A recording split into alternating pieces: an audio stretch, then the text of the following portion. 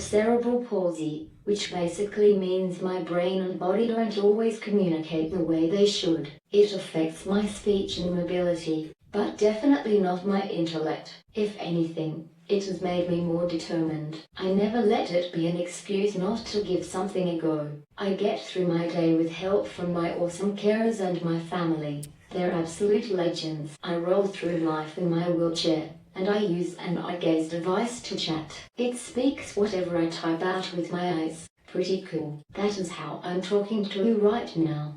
Very cool. When I'm not busy doing that, you'll probably find me at the beach, hanging out with friends, shopping, all the usual stuff my mates do, and I'm into adaptive skateboarding and surfing too. I had a big stigma around psychologists because I think, what do they know that I don't? The fact we're talking with you. Exactly. You just don't think that you are able to reach out. As I said, I spoke to my psychologist and he put things into perspective for me. And then when I started thinking about things, and that's when I started to talk more, and then that flows on to family, and then suddenly having conversations, uncomfortable conversations, but you can't go through life thinking you're going to ever have easy conversations. You have to have those hard conversations with yourself first and then with family. So if you're at a point where I was literally thinking about crashing into a tree at 100 k's an hour, if you're ever at that point, then, find me on Facebook, find psychologists in your area. The cultural differences are a main reason of conflicts recently,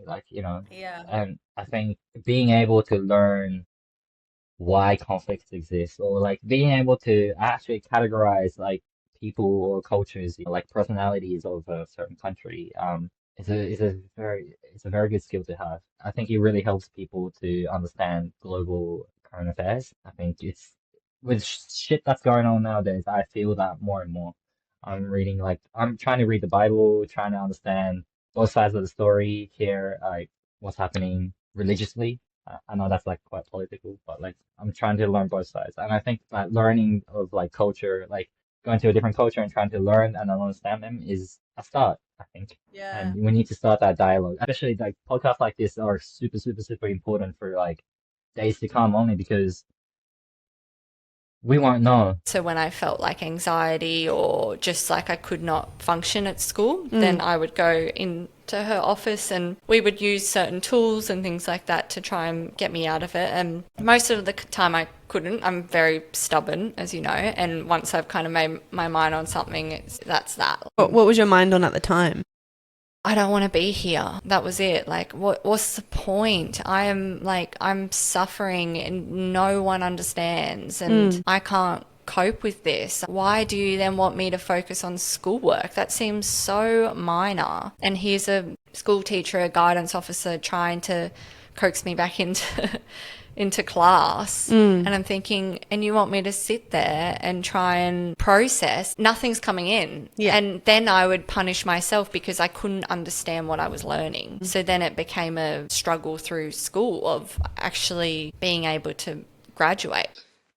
Because once I was able to, try new things and communicate properly, I could tell people what I needed help with. I could communicate, I could, make friends, because a lot of the basis of what I went through for school was the school system saying that I belonged in special ed classes because I couldn't speak properly. And my mom pushed back against that idea when I was little and said, no, he belongs in regular classes because we're working with him and he's getting better and better and he's smart enough to handle, I guess you could say. Only there's always two sides to a story. As a policeman, you can hear one side of it, hear a victim side, and then when you actually hear the other side, you think, okay, that's a different perspective. So you should always be open to it. You don't actually openly have to say it's a person's right or wrong, any person's right or wrong, but there are usually two sides to something, and you only there